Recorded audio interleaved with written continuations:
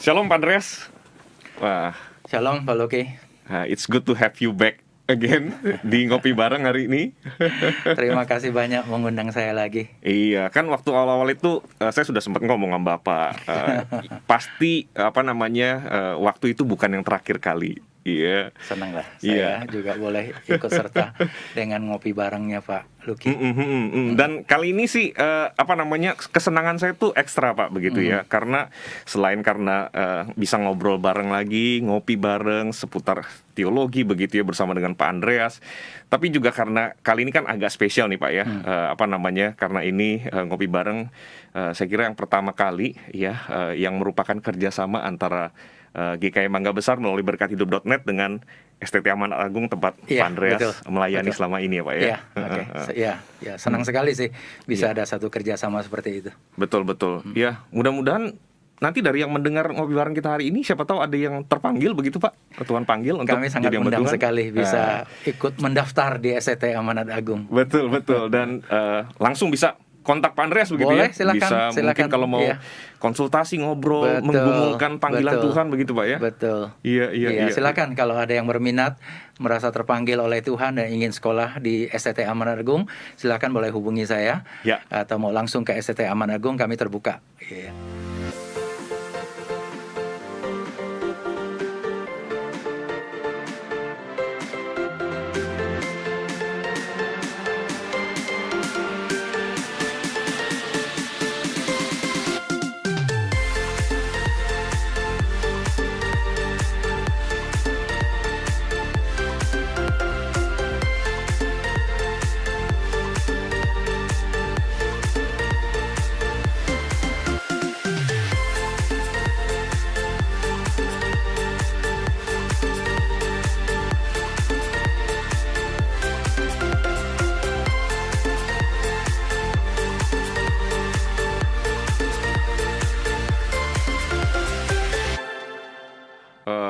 Pak Andreas ini satu dari sekian banyak saya kira dosen STT Amanat Agung yang memang menguasai area-area spesifik yang sangat dibutuhkan untuk pendidikan teologi ya Pak ya. Iya. Kurang lebih seperti itu. Iya. Dan saya berharap lebih banyak lagi kaum muda ya yang bangkit dengan kemampuan berpikir teologis yang kuat, ya cinta Tuhan, sungguh-sungguh cinta gereja, melayani dengan kemampuan yang Tuhan berikan. Iya. Wah, semoga Tuhan memanggil lebih banyak lagi generasi muda ya. Betul. Khususnya setelah dengar ngopi bareng kita hari ini Pak ya. Puji Tuhan. Jadi bukan cuma kita yang semangat karena ngopi bareng, ngobrol seputar teologi bareng-bareng, tapi karena Tuhan membangkitkan kecintaan anak-anak muda kepada Tuhan, kepada gereja begitu ya. Nah, Pak Andreas, hari ini kita mau ngomong sesuatu yang saya kira akan selalu relevan, akan selalu menarik begitu ya, untuk didiskusikan, dibicarakan begitu ya. Dan mungkin semakin berasa relevan, semakin berasa signifikansinya karena saat ini kita masih terus bergumul dengan pandemi COVID-19 yang belum selesai begitu ya. Dan tadinya mungkin saya kira kita juga kita melihat di mana-mana Pak, maksudnya tadinya terasa begitu jauh ya, karena mungkin orang-orang yang kemudian menjadi korban terpapar COVID-19 ini mungkin orang-orang yang tidak kita kenal, tapi makin kesini kan lingkarannya makin dekat tuh Pak, makin banyak orang yang kita kenal, dan mungkin juga ada anggota keluarga kita yang sempat terpapar lalu harus isolasi dan harus dirawat begitu ya. Dan tidak sedikit juga yang kemudian harus menyelesaikan pertandingan hidupnya di dunia ini begitu Pak, lalu kemudian meninggalkan dunia ini begitu ya. Nah jadi saya kira membicarakan tentang kematian itu sesuatu yang memang mungkin kita tidak suka gitu Pak ya, kita tidak merasa nyaman ya membicarakan ini, tetapi saya kira maksudnya ini sesuatu yang relevan karena ini sebuah realitas yang kita harus terima meskipun kita nggak suka. Dan saya kira mungkin justru dengan memperbincangkannya Pak ya, maksudnya kita malah bisa melihat kematian dengan kacamata yang lebih tepat begitu kali Pak ya. Atau juga dengan lebih jujur. Ya, wah ini saya suka nih Pak, betul. Dengan lebih jujur begitu Pak ya. Biasa kan kita lebih senang menghaluskan Yes, yes. atau agak menutupi. Iya, Bahasa iya. Indonesia saja ada berbagai istilah untuk kematian, Iya, iya. meninggal, wafat, tewas, gugur, Iya, iya. dan sebagainya. Iya, Ya. iya, iya, iya, iya, iya, betul sekali, betul sekali. Saya kira itu poin yang benar, Pak ya, maksudnya. Padahal sebenarnya penting sekali untuk mendekati hal ini dengan kejujuran begitu, Betul, Pak ya. Iya. Nah, saya langsung saja, Pak. Pada waktu kita bicara kematian, Pak, salah satu saya kira pertanyaan yang spontan muncul atau mungkin juga pertanyaan yang paling mendasar, paling esensial itu adalah sebenarnya apa yang terjadi setelah seseorang itu mengalami kematian, khususnya dari sudut pandang Alkitab begitu, Pak. Apa sebenarnya yang terjadi? Apa yang akan terjadi? Saya kira sebenarnya sih memang nggak mudah, Pak Luki, untuk menjawab hal ini. Apa yang akan terjadi? Kalau ditanya dengan lebih spesifik, barangkali nggak mudah ditemukan jawabannya.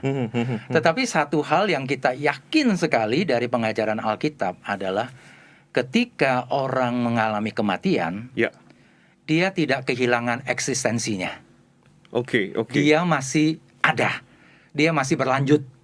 Oke. Itu yang menjadi kepercayaan basic kita. Kalau begitu, kita tidak sepaham dengan misalnya ada pandangan yang mengatakan bahwa setelah seseorang itu mengalami kematian, maka dia itu seolah-olah seperti uap yang hilang lenyap begitu, Pak? Betul. Memang di dalam dunia filsafat maupun teologi ada orang-orang yang percaya seperti itu. Karena mereka percaya konstruksi manusia itu semata-mata hanya material. Atau fisik, jadi disebut sebagai fisikalisme atau materialisme. Jadi ketika fungsi-fungsi biologisnya selesai, ya selesailah orang itu. Sudah tidak ada apa-apa lagi, lenyap. Nah, tetapi di dalam pemahaman Alkitab tentu tidak demikian. Maka kita percaya setelah kematian, orang tersebut masih bereksistensi. Nah, ini menjadi semakin menarik kan, Pak ya. Lantas kalau begitu kan pertanyaannya adalah bagaimana kita memahami eksistensi seseorang atau eksistensi kita begitu ya setelah kemudian kita meninggalkan dunia ini begitu. Saya kira maksudnya ada banyak sekali mungkin berbagai macam teori atau pandangan mengenai hal ini begitu, Pak. Yang saya pernah dengar saja misalnya beberapa ada yang mengatakan bahwa kematian itu seperti orang yang sebenarnya tidur begitu, Pak ya. Tidur yang panjang sekali begitu ya. Berapa lama ya nggak tahu, tapi yang jelas somehow panjang begitu, Pak ya. Dan one day begitu ya, nanti akan bangun lagi begitu. Atau misalnya ada juga misalnya orang yang mengatakan bahwa, atau pandangan yang mengatakan bahwa setelah kita mengalami kematian, maka sebenarnya kita sedang berada di suatu tempat begitu ya. Suatu tempat di mana somehow itu seperti kayak tempat menunggu atau tempat transit mungkin begitu, Pak ya maksudnya. Lalu kemudian ya nanti setelah itu ada sesuatu yang akan kita alami setelah masa transit itu atau masa menunggu itu selesai begitu, Pak. Dan nggak tahu, beberapa juga kayaknya mengaitkan pandangan-pandangan tersebut dengan indikasi-indikasi yang sepertinya ada di dalam Alkitab begitu, Pak. Nah, bagaimana Pak ini menjadi? Memang ini ada beberapa teori. Yang Pak Luki tadi sebutkan itu juga bagian dari teori itu. Yang pertama tadi soal orang meninggal kemudian dia tertidur, ada yang percaya seperti itu sekalipun bukan satu kepercayaan yang sangat umum. Mereka menganggap jadi kalau orang meninggal kemudian dia masuk ke dalam suatu kelelapan, terlelap seperti orang tertidur nyenyak yang sangat nyenyak, atau bahkan kalau mau disebut seperti dibius, kira-kira seperti itu. Dan kemudian dia bangun kembali pada waktu kedatangan Yesus Kristus yang kedua kali. Tetapi ini tidak sangat populer. Kenapa? Karena kalau kita lihat indikasi-indikasi di dalam Alkitab, memang yang kita peroleh gambarannya adalah orang yang masih bereksistensi itu dia bereksistensi secara sadar. Jadi bukan tertidur lelap, tapi dia sadar. Walaupun ini bukan pengajaran langsung dari Alkitab, tetapi dari indikasi-indikasi cerita-cerita, perumpamaan, ayat-ayat tertentu yang menggambarkan mengenai kehidupan setelah kematian. Indikasinya kuat bahwa mereka ini yang sudah meninggal itu sadar. Jadi kalau sadar berarti bukan tertidur. Nah, yang kemudian Pak Luki tadi bilang, apakah ada di satu tempat tertentu. Nah, di iya. dalam ajaran Kristen sih tidak bicara mengenai tempat, tapi lebih kepada kondisi tertentu, kondisi antara. Biasa sebut intermediate state, kondisi antara kematiannya hingga kedatangan Kristus yang kedua kali. Nah ini menarik Pak. Saya jadi tiba-tiba ingat salah satu catatan di dalam Injil begitu ya, tentang orang kaya dan Lazarus yang miskin begitu Pak ya. Iya betul. Iya, kalau ingat-ingat betul juga, maksudnya mereka somehow dikisahkan dalam kisah itu sadar begitu Pak ya. Betul. Iya. Nah tapi sebenarnya Pak Andreas, apakah ada informasi mungkin terkait kenapa maksudnya ini menjadi salah satu teori, menjadi salah satu pandangan yang mungkin juga tidak asing begitu di tengah-tengah orang Kristen begitu mengenai itu tadi Pak, bahwa kematian itu seperti tidur yang panjang begitu. Mungkin salah satunya karena memang istilah Alkitab ada beberapa kali digunakan kata tertidur untuk menggambarkan kematian. Tapi sebenarnya itu gaya bahasa. Gaya bahasa tertidur, jadi tidak bisa diambil secara hurufiah. Tetapi juga memang ada satu kepentingan untuk memahami bagaimana sih setelah kematian itu, apakah orang itu masih sadar atau tidak. Memang lebih mudah menggambarkannya kalau dianggap orang yang meninggal kemudian seperti terlelap. Sudah tidak ada kesadaran apapun. Sadar-sadarnya itu pada waktu Yesus datang kembali kedua kali. Jadi buat orangnya sendiri itu sebenarnya dia tidak melewati waktu. Dia meninggal, masuk ke dalam ketidaksadaran, dia terbangun lagi pada detik berikutnya, sudah bertemu dengan Tuhan Yesus pada waktu kedatangannya yang kedua kali. Karena tertidur lelap itu. Itu memang lebih mudah untuk menjelaskan hal mengenai apa yang terjadi setelah kematian. Tetapi walaupun itu lebih mudah, agak sulit diterima karena itu indikasi-indikasi adanya kesadaran setelah meninggal, seperti yang perumpamaan Lazarus dan orang kaya, seperti beberapa ayat yang diceritakan di kitab Wahyu misalnya, atau beberapa kali dikatakan seperti Paulus mengatakan kalau dia meninggal dia akan berbahagia bersama Kristus. Namanya berbahagia berarti kan ada unsur kesadarannya di situ. Atau Yesus berkata kepada orang penjahat yang bertobat itu, pada hari ini juga engkau bersama aku di Firdaus. Artinya kan taman kebahagiaan Firdaus itu. Berarti semacam bisa menikmati kebahagiaan itu. Berarti bukan ketidaksadaran. Jadi makanya mengapa itu bisa tetap menjadi tarik-menarik dua teori seperti ini. Tapi menarik ini Pak, sebelum nanti saya rasa mungkin kita akan lebih banyak ngobrolin apa yang kok kayaknya lebih dekat dengan indikasi-indikasi dari kita begitu ya. Cuman saya tertarik itu dengan tadi jawaban Pak Andreas begitu ya, terkait pertanyaan saya kenapa bisa muncul ada pemahaman tentang kematian itu ibarat tidur yang panjang begitu ya. Koreksi saya kalau saya keliru nih Pak ya. Tapi nampaknya memang sudah ada semacam upaya begitu Pak ya. Mungkin secara natural di dalam keterbatasan kita sebagai manusia untuk berpikir, untuk menjelaskan sebuah realitas kehidupan begitu, termasuk kematian ini Pak ya. Somehow berusaha untuk mencari bahasa atau ungkapan atau istilah yang yang kita bisa mengerti tadi seperti kata Pak Andreas begitu ya. Betul. Begitu ya Pak ya. Saya kira betul. Ini sebenarnya walaupun kematian itu sangat akrab, tapi tetap misteri. Dan semakin kita berbicara tentang hal ini, semakin kita sadar banyak lapisan misteri di dalamnya. Baik mengenai peristiwanya itu sendiri, manusia yang mengalaminya, mau tidak mau juga kita bertanya manusia itu jadi seperti apa? Karena kita jelas sekali dia dikubur, terus kemudian kenapa dia bisa berbahagia? Bagaimana dia berbahagianya? Jadi banyak sekali pembicaraan mengenai hal ini. Dan ternyata memang nggak hanya di dunia teologi Kristen yang bicara. Kita tahu di dunia filsafat banyak bicara mengenai hal ini. Bahkan kemudian di dunia sains, selain psikologi, dan sekarang neuroscience juga banyak bicara mengenai hal itu. Belum lagi banyak orang yang suka menggambarkan secara populer mengenai pengalaman-pengalaman mendekati kematian. Seperti itu. Jadi menjadi sesuatu yang menarik buat orang. Keluarkan banyak teori, banyak pemikiran, tapi terus terang tetap ujung-ujungnya kita harus anggap ini sebagai sesuatu misteri yang tidak mudah untuk ditelisik Betul, betul, betul, Pak. Bapak ngomong neuroscience dan apa namanya berbagai macam hal tadi itu, saya jadi ingat begitu. Bahkan misalnya di dunia medis saja ada sejenis perbedaan pandangan atau mungkin bisa dikatakan diskusi atau perdebatan begitu ya. Sebenarnya kategori seseorang dikatakan meninggal itu apakah pada waktu jantung berhenti berdetak Iya. atau sebenarnya harus menunggu aktivitas otak ini berhenti begitu Iya, kan, Pak, ya? betul, betul. Iya. Betul. Iya. Iya, iya. Jadi iya, dan saya kira ini semakin menegaskan apa yang tadi saya kira Pak Andreas katakan dengan kata misteri itu ya, bahwa tetap saja ada sesuatu yang melampaui keterbatasan kita untuk mengetahuinya begitu, Pak, ya. Betul. Ketika berbicara tentang kematian ini. Ya, kita harus mengakui itu. Iya.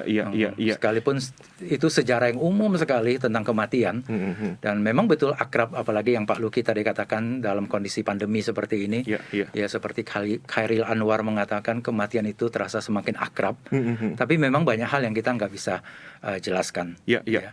Makanya biasanya di gereja ketika kita bicara mengenai kematian, unsurnya lebih banyak kepada pastoral, Pak Luki. Bukan hanya pengupasan teologis, apalagi kalau hanya semata-mata intelektualistis begitu. Tapi bagaimana kita memahami makna tertentu dari kematian, bagaimana kita merasa terhiburkan di tengah-tengah kedukaan yang seperti itu, dan bagaimana kita beriman dan yakin bahwa bahkan di balik kematian Allah tetap memelihara dan menjaga kita. Nah, hal-hal yang seperti ini kita bisa yakini sebagai kebenaran. Ya, tetapi kalau peristiwanya sendiri tidak mudah untuk di Iya. Meskipun memang menarik ya, misteri itu selalu apa ya, somehow apa namanya, bikin menakutkan penasaran begitu ya, tapi juga bikin penasaran seperti kata Bapak tadi begitu ya. Iya, betul, pasti. Iya. Nah, Pak, sekali lagi sebelum kita apa namanya diskusin soal tadi itu ya, apa namanya mengenai kondisi begitu ya setelah kematian itu, saya ingin apa namanya konfirmasi juga ke Pak Andreas begitu ya. Jadi apakah sebenarnya ketika kita menyadari bahwa ada unsur misteri pada waktu kita membicarakan tentang kematian, apakah artinya begini, Pak? Maksudnya kita harus meresponi pandangan apapun, khususnya pandangan di luar sana begitu ya, terkait dengan kematian itu dengan setidaknya dengan awareness bahwa ya mungkin ada secercah pemahaman tertentu di balik penjelasan-penjelasan itu, tetapi jangan lupa loh ya, masih ada misterinya, ada aspek misterinya yang kita tidak bisa tahu. Jadi seolah-olah maksudnya kita tidak bisa kemudian mengatakan bahwa itu penjelasan yang sangat akurat sekali, sangat pasti sekali, dan kita harus pegang yang kita dengar selama ini misalnya, Pak. Iya, saya setuju. Banyak hal kita tahu sekitar isu ini. Misalnya Alkitab dengan jelas mengatakan kematian itu adalah akibat dari dosa, ya. Kitab Roma kan mengatakan demikian. Upah dosa adalah maut. Kita tahu juga kematian itu sesuatu yang mengerikan, sesuatu yang menakutkan. Kita juga tahu bahkan Alkitab mendefinisikan kematian tidak sekedar hanya kematian fisik, ada kematian rohani, yaitu terlepas hubungan dengan Allah, ada yang namanya kematian kekal, yaitu selama-lamanya berada dalam kebinasaan kekal. Beberapa hal-hal yang seperti itu kita tahu.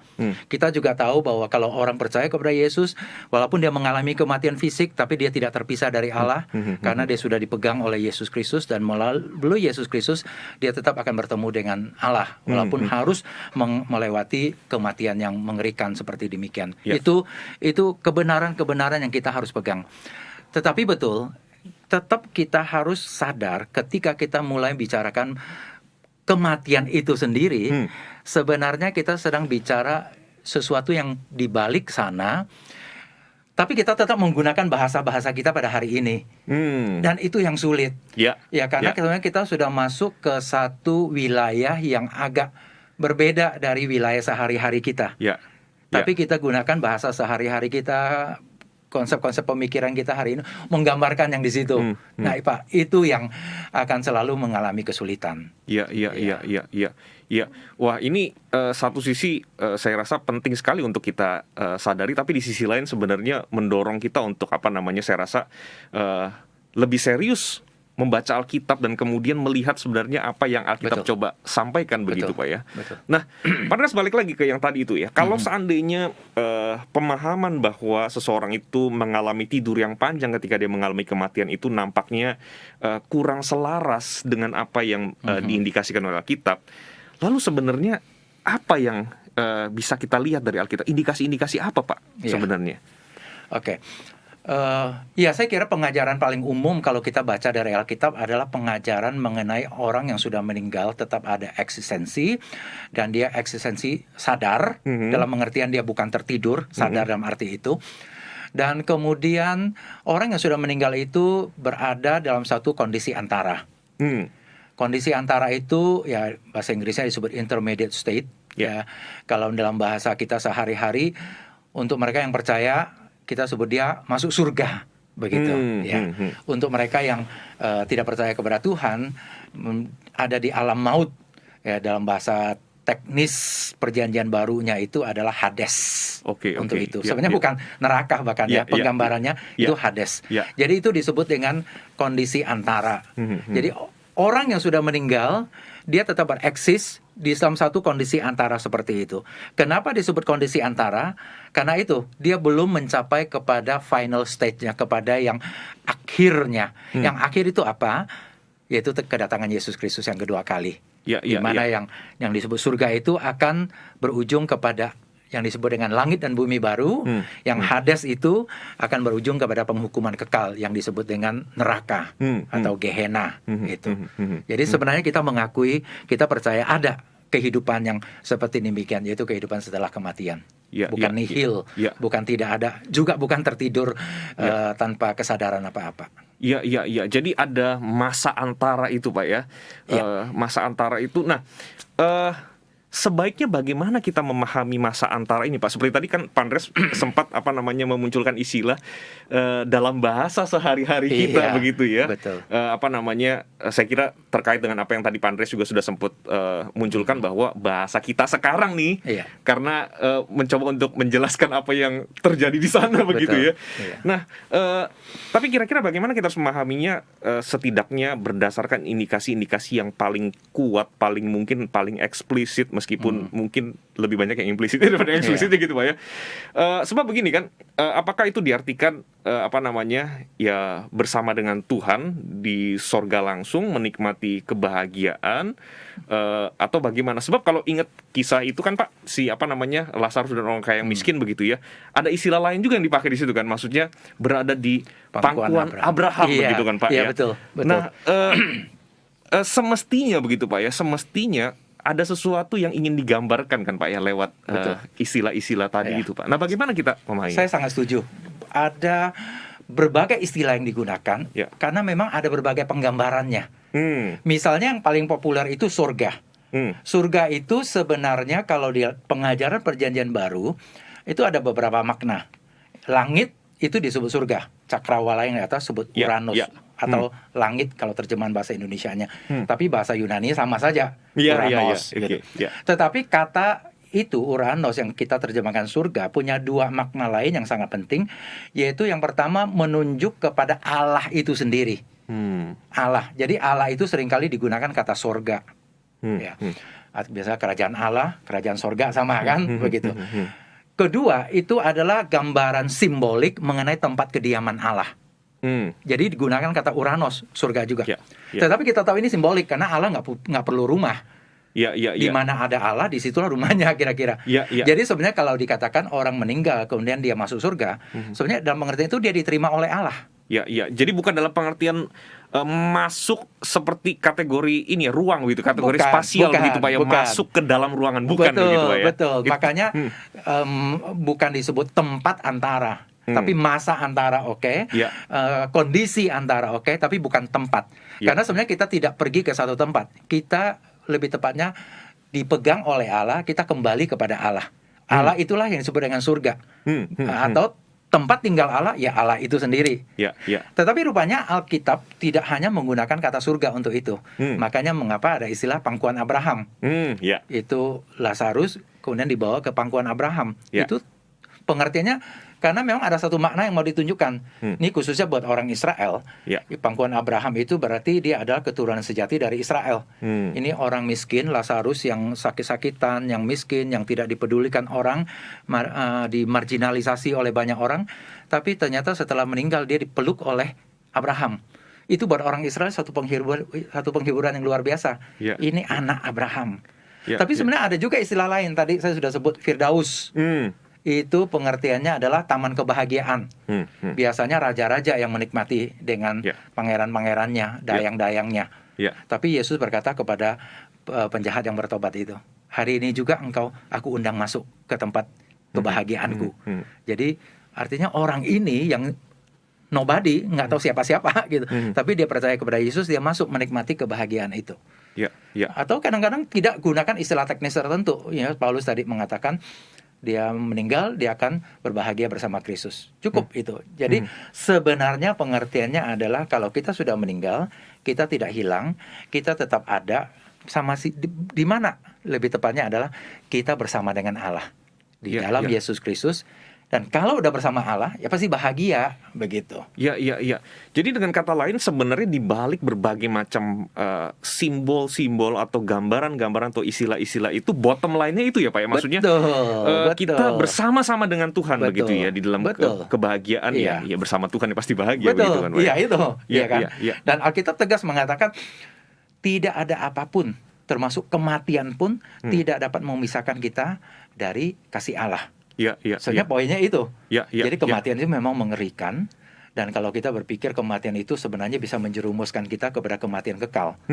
Tetapi karena kita ada di dalam Yesus Kristus, maka kematian itu pun tidak dapat memisahkan kita dari kasih Kristus. Kita dibawa untuk bertemu dengan Allah. Itu sebenarnya penghiburannya buat kita. Iya.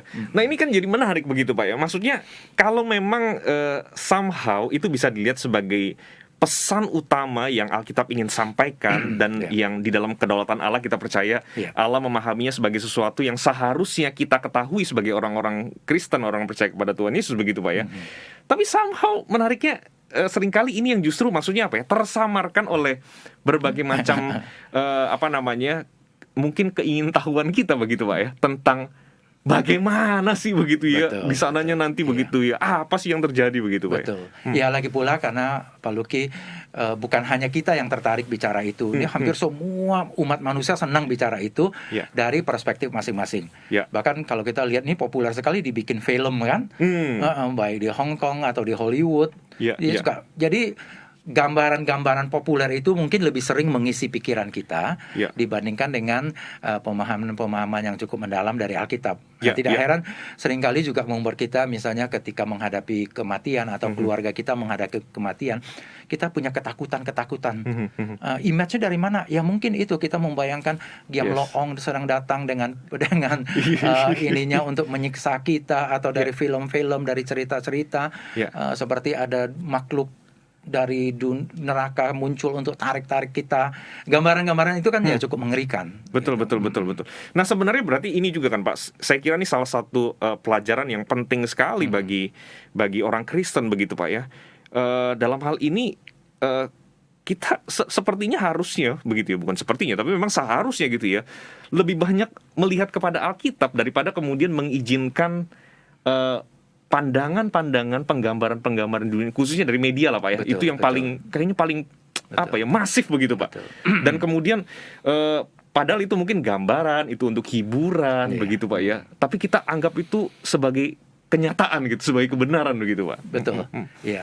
Tapi juga harus diakui juga, ini kematian itu satu pengalaman yang sangat eksistensial. Ya, memang kematian itu sesuatu yang mengerikan, itu nggak bisa disangkali. Maka saya bilang kita harus jujur soal kematian itu. Seakrab apapun kematian itu mengerikan. Dan karena itulah maka sebagus apapun konsep kita mengenai kematian, sebenarnya tetap ketika di saat-saat kita atau orang kekasih kita menghadapi momen-momen mendekati kematian, tetap ada satu kengerian sebenarnya di dalam diri kita. Kalau kengerian itu tidak dibarengi dengan iman yang sungguh-sungguh kepada Tuhan, dengan rasa aman di dalam Yesus Kristus, memang kemudian bisa menjadikan kita panik. Kita mulai membayangkan banyak hal yang terjadi, yang mungkin kita nonton, kita lihat, atau kita dengar secara populer begitu. Itu bisa terjadi, memang betul. Somehow seperti orang yang sedang mencoba mencari pegangan begitu Pak ya. Di tengah-tengah kegelapan begitu ya. Betul. Jadi kita panik. Betul. Tapi saya kira yang saya kira sangat penting sekali yang tadi sudah Pak Andres juga katakan sebenarnya ya nggak apa-apa sih sebenarnya menurut saya ya kita panik dan mencari pegangan, cuman berpeganglah kepada kebenaran firman Tuhan, Betul, begitu Pak ya, bahwa betul. apapun situasi yang yang terjadi di masa antara itu, yang paling penting yang Alkitab sampaikan adalah kita bersama Tuhan. Betul. Dipegang oleh Itu, Tuhan. Tadi penggambarannya betul. bagus sekali tuh Pak ya. Dipegang oleh Tuhan. Dan disitulah kemudian kita menikmati kebahagiaan itu Pak ya. Betul. Iya. Sebenarnya bahkan bukan penggambaran dari saya Pak. Itu dikatakan dalam Yohanes pasal 10 kan. Kalau kita dalam Kristus dan Bapa itu memegang kita. Iya. Dan tidak ada apapun yang bisa melepaskan kita dari pegangan Bapa itu. Iya, Artinya iya. maut pun nggak Iya, bisa. iya, iya, Yang iya. paling kita takutkan sebenarnya maut. Betul. Tetapi itu pun nggak bisa memisahkan kita dari pegangan Bapa itu, begitu. Betul. Wah, ini Bapak jadi mengingatkan saya waktu saya masih studi dulu begitu ya. Dari teks itu memang betul ya Pak ya. Maksudnya kalau lihat bahasa Yunaninya ada dua kata negasi yang dipasangkan gitu ya. Betul. Ume begitu ya, menggambarkan betul-betul impossible begitu Pak. Tidak mungkin kita terlepas dari tangan Tuhan gitu Pak ya. Iya. Wah, indah sekali ya Pak ya. Nah, tapi gini Pak, terkait dengan situasi atau masa antara ini, bagaimana kita memahami apa yang mungkin yang diyakini atau selama ini dipahami oleh saudara-saudara kita dari tradisi Katolik begitu Pak. Mereka menyebut masa antara ini mungkin seringkali dengan istilah purgatori Pak. Iya, betul. Saya yakin lah, maksudnya pasti mereka punya alasan tertentu begitu Pak ya. Mereka punya penafsiran tertentu juga begitu ya. Tapi kita dari tradisi kita Pak, bagaimana kita memahami pandangan ini Pak? Oke, betul. Terima kasih juga Pak Lucky mengangkat topik ini karena cukup banyak orang yang senang bertanya soal purgatori. Iya. Ada dua hal yang saya mau sebutkan soal purgatori ini. Yang pertama, memang kita nggak percaya dalam kepercayaan Kristen yang Injili, kita tidak percaya adanya purgatori, ya, karena kita tidak temukan itu ada di dasar Alkitabiah yang cukup kuat untuk itu. Orang Katolik banyak mengajarkan hal ini dari Deuterokanonikanya mereka, dari kitab Makebeus misalnya begitu. Tapi konsep mereka begini sebenarnya, itu bahkan tidak bisa langsung kita kaitkan dengan intermediate state tadi, kondisi antara itu. Itu lebih kepada tempat transisi dari seseorang yang meninggal ke kondisi antara.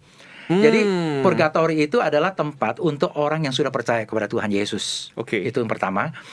Kedua, dalam kepercayaan Katolik, orang yang percaya kepada Tuhan Yesus itu kalau mereka banyak melakukan kesalahan, dosa, itu kan artinya ada kekurangan di dalam diri mereka.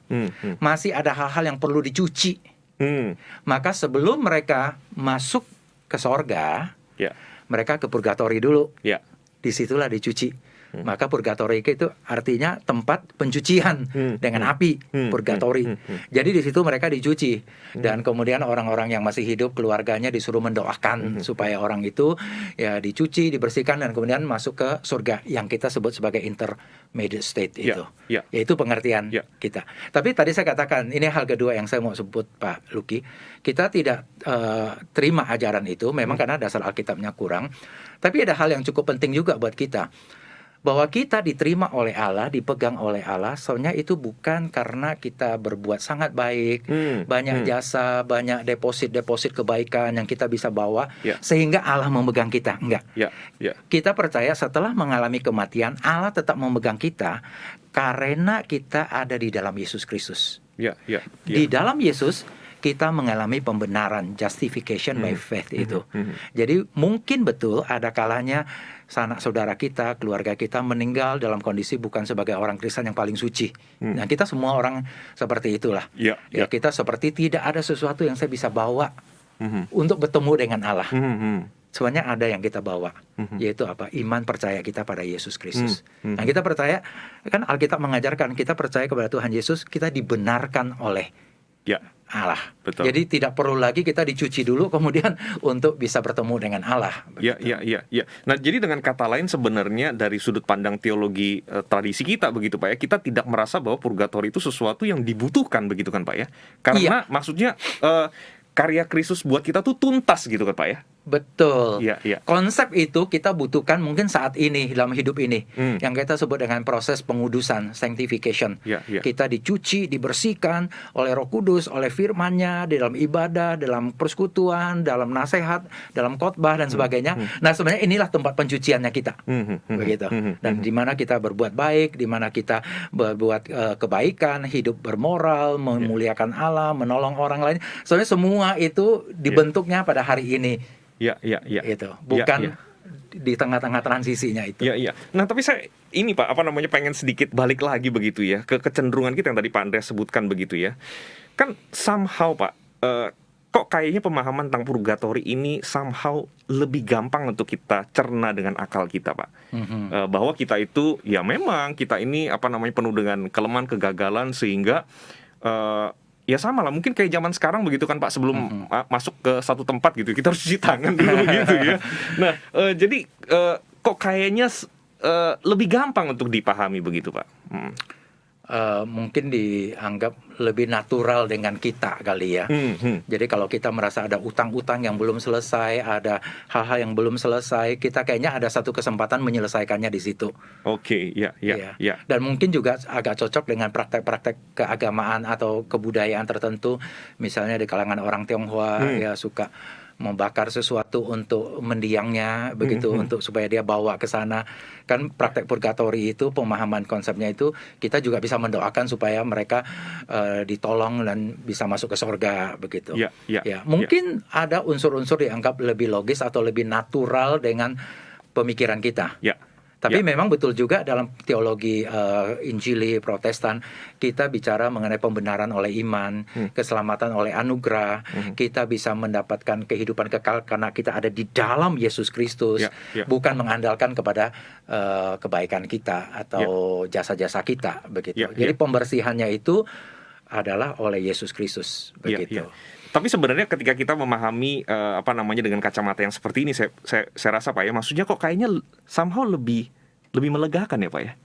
Karena maksudnya karya Kristus itu sudah tuntas, sehingga tidak ada satupun lagi kelemahan kita itu yang membuat Allah itu somehow berubah pikiran ya, lalu kemudian menolak kita, membuang kita. Dan balik lagi seperti penggambaran dari Injil Yohanes yang Pak Andreas dari tadi bolak-balik terus diomongin begitu ya. Somehow ya udah, kita tuh safe, kita tuh aman di tangan Tuhan begitu Pak ya. Iya, tapi karena kita memang manusia kepo ya. Kita kan ingin nambahin sesuatu. Kita merasa nggak cukup nih kalau saya nggak ikut turut berjasa, saya nggak memberikan kontribusi. Tapi mungkin juga ada perasaan-perasaan psikologis, ya, yang tadi saya sebut perasaan berhutang. Ya, berhutang karena ada yang tugas-tugas belum selesai, misalnya orang tua meninggal begitu ya, dan kemudian kita kayaknya belum tuntas kita mengabdi kepadanya, kita ada merasa perasaan bersalah, atau kita sendiri ketika menghadapi ajal kita merasa banyak tanggung jawab saya belum selesaikan. Perasaan bersalah itu ada, dan tentu perasaan-perasaan itu lebih enak rasanya kalau nanti saya masuk ke satu tempat, kemudian di situ ada kesempatan untuk saya dicuci dan orang bisa mendoakan, saya beresin, kemudian saya baru bertemu dengan Allah di sorga, kira-kira seperti itu. Ya, sebenarnya ya, maka saya bilang konsep itu berguna, konsep purgatory itu bukan nanti di tengah-tengah transisi, tapi sekarang ini, yaitu bahwa sekarang inilah Tuhan yang sedang mencuci kita. Dan soal kita ada merasa bersalah, kita tahu betul Yesus Kristus yang sudah mati buat kita, sudah memikul dosa kita. Dan di dalam Yesus Kristus itu kita dibenarkan oleh Allah. Jadi kita harus beriman, jangan ragukan, dan juga jangan kepo seolah-olah kita bisa tambahin sesuatu kepada karya Allah dan membuat kita naiknya ke surga yang lebih tinggi begitu. Iya, wah, iya, saya kira ini kebenaran yang penting, yang kalau yang ini eksplisit lah Pak ya, yang kitab jelas katakan begitu, dan ini harus kita pegang begitu ya. Iya. Nah, Pak Andreas, terakhir nih Pak Andreas, dari tadi kita juga udah ngomongin sih, kayaknya Pak Andreas juga udah sudah mention di awal begitu ya, bahwa urusan kematian ini kan sesuatu yang begitu real begitu ya, dan kita tidak mungkin menurut saya sih mendekatinya purely dengan akal kita begitu, seolah-olah kita tahu semuanya begitu Pak. Maka di akhir dari obrolan kita Pak kali ini Pak, dari tadi kita sudah mencoba ini ya, menggunakan akal kita begitu ya, mencoba untuk menyelami apa yang diindikasikan oleh kita tentang hal ini. Apa pesan dari Pak Andreas nih untuk ya kita semua yang mendengarkan ngopi bareng hari ini begitu, di tengah-tengah kematian yang begitu begitu real di sekitar Iya. kita, Pak. Apa yang kita harus ingat baik-baik, apa yang harus kita pegang baik-baik, bagaimana kemudian kita melanjutkan kehidupan di tengah-tengah kenyataan yang kita hadapi. Iya. Oke.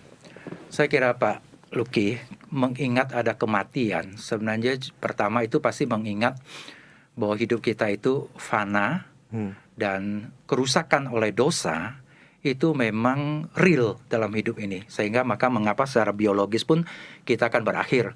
Ya. Mungkin umur panjang, tapi sepanjang-panjangnya berapa sih, 90-100 tahun barangkali akan berakhir. Tetapi dengan pikiran bahwa hidup kita akan berakhir, sebenarnya kita langsung berpikir, saya punya satu rentang waktu yang Tuhan berikan kepada saya untuk berkarya. Ya. Untuk memuliakan Tuhan, untuk menginjili, untuk hidup sebagai anak Allah yang bermanfaat dan sebagainya. Soalnya dengan adanya kematian mengingatkan kita, hidup saya harus berguna. Maka waktu kita meninggal, dikatakan jerih payah kita mengikuti kita. Ya. Atau seperti yang Yesus katakan, aku telah memuliakan Allah dengan menyelesaikan pekerjaan yang Allah berikan kepadaku untuk aku selesaikan. Itu Yesus ucapkan sebelum dia ditangkap dan kemudian disalibkan. Dia menyelesaikan. Jadi kita harus punya satu kesadaran, kita ada pengutusan, satu waktu pengutusan. Ya, itu yang pertama. Kedua, memang betul kalau memikirkan kematian itu kita harus jujur, jangan seolah-olah kita ini orang yang paling berani menghadapi kematian. Yes. Ya. Tapi juga tentu kita tidak boleh menjadi begitu paniknya sampai lupa kepada janji-janji Allah. Bahwa ada satu kengerian itu betul, karena natur dari kematian itu sendiri disebut sebagai akibat dari dosa, yaitu artinya kerusakan-kerusakan yang ditimbulkan oleh dosa. So itu memang sesuatu yang mengerikan. Bahkan sampai kemudian dikatakan Yesus mati di kayu salib untuk mengalahkan maut. Ya, mengalahkan maut, mengalahkan keterpisahan dari Allah, mengalahkan kematian-kematian biologis, mengalahkan kematian kekal. Itu kan apa yang Yesus lakukan. Jadi memang ini sesuatu yang ngeri, dan kita harus jujur menghadapinya. Jadi jangan juga menganggap kematian itu, ya kadang-kadang kita mungkin dengar orang bilang nggak usah takut, nggak usah berduka kematian ini, karena dengan kematian ini justru kematian ini membawa dia bertemu dengan Allah. Itu salah. Kematian itu tidak membuat kita bertemu dengan Allah. Yesuslah yang membawa kita bertemu dengan Allah. Kematian itu mengerikan. Kalau kita tidak ada Yesus, kematian fisik itu bahkan membawa kita masuk ke neraka sebenarnya. Tapi karena ada Yesus, di balik dari kematian Yesus tetap pegang kita untuk bertemu dengan Allah. Jadi kengerian itu memang ada. Jadi kita harus jujur menghadapi. Tapi betul kita jangan panik juga. Kenapa? Karena Alkitab tetap memberikan janji. Allah memegang kita tadi. Allah memegang kita, unsur pertama itu adalah kuasa Allah. Kuasa Allah yang begitu besar, tidak ada kuasa apapun yang lebih besar dari Allah yang bisa merenggut kita dari tangan Allah. Tapi bahkan bukan hanya itu janjinya, bukan hanya bahwa Allah itu berkuasa, tapi juga bahwa Allah itu setia. 1 Korintus pasal 1 ayat 8 dan 9 dikatakan dia akan pegang kita sampai pada kesudahannya. Bukannya kuat, tapi dia mau dan setia sampai pada kesudahannya. Sampai pada titik nafas terakhir kita, bahkan di balik kematian kita, sampai bertemu dengan Yesus Kristus ketika datang kembali kedua kali, dia memegang kita. Maka mengapa kita percaya kepada kebangkitan orang mati? Artinya orang mati itu tidak dilupakan oleh Allah. Allah setia memegang sampai pada kesudahan. Ketika sudah rusak semua tubuh kita, bahkan sudah kayak lenyap dari bumi ini pun, Allah tidak melupakan, karena dia ada kesetiaan memegang kita. Itu loh sebenarnya yang harus membuat kita akhirnya menghadapi kematian, walaupun ada kengerian, walaupun kita tahu ini sesuatu yang sangat-sangat ngeri, tetapi kita juga ada satu rasa damai dan tenang di dalam Yesus Kristus, karena ada pegangan dari Allah ini. Wah, saya kira ini bukannya sekedar menjadi kesimpulan yang penting sekali dari obrolan kita, Pak ya, tapi juga sekaligus menjadi kabar baik, puji Tuhan, khususnya bagi orang-orang yang sudah percaya kepada Tuhan Yesus. Dan saya kira ini pun menjadi kabar baik bagi siapapun di luar sana yang mendengarkan kebenaran nih, Pak ya. Betul. Bahwa ada jalan keluar yang Allah berikan begitu, Pak ya, dari problem yang paling mendasar dari kehidupan kita, yaitu dosa dan kematian sebagai akibatnya. Makanya mengapa kita undang orang-orang untuk bertemu dengan Tuhan Yesus. Karena dengan bertemu dengan Tuhan Yesus, engkau ada di dalam Yesus, maka kematian itu tidak akan mengalahkanmu lagi. Wah, puji Tuhan. Wah, ini kabar baik betul-betul, Pak. Iya. Terima kasih, Pak Andreas, untuk obrolan kita kali ini. Saya kira meskipun mungkin singkat begitu ya, tapi sudah menyentuh hal-hal yang penting yang kita perlu ketahui, kita perlu pegang dari kebenaran firman Iya, Tuhan. terima kasih juga Pak Luki. Ya. Kita tutup dengan doa Pak ya. Iya, Mari kita berdoa. silakan, Pak. Tuhan, terima kasih buat berkat-Mu, buat obrolan yang kami boleh nikmati, khususnya antara hamba-Mu dengan Pak Andreas. Kami bersyukur kami boleh membicarakan sebuah topik yang begitu dekat dengan kehidupan kami. Masih ada banyak hal yang kami tidak mengerti ya Tuhan, tetapi kami percaya Tuhan sendiri yang akan menyingkapkannya kepada kami, khususnya untuk memberikan kepada kami kemampuan dan pengharapan menjalani kehidupan kami di tengah-tengah pandemi yang masih ada, yang masih harus menjadi pergumulan kami. Kami juga ingat bagi saudara-saudara kami yang bergumul, biarlah Tuhan Engkau yang memberikan jalan keluar dan memberikan kekuatan. Bagi saudara-saudara kami yang mendengarkan obrolan kami pada malam hari ini ya Tuhan, biar Tuhan teguhkan iman mereka ya Tuhan. Bagi mereka yang sedang mencari-cari jalan kehidupan ini ya Tuhan, mencari-cari jalan keselamatan, Tuhan Engkau nyatakan kebaikan-Mu, anugerah-Mu untuk mereka. Mereka boleh menikmati anugerah keselamatan di dalam Tuhan Yesus. Terima kasih Tuhan, kami bersyukur untuk obrolan kami hari ini. Di dalam nama Tuhan Yesus kami berdoa. Amin. Amin. Thank you Pak Andreas. Terima kasih Pak Luki.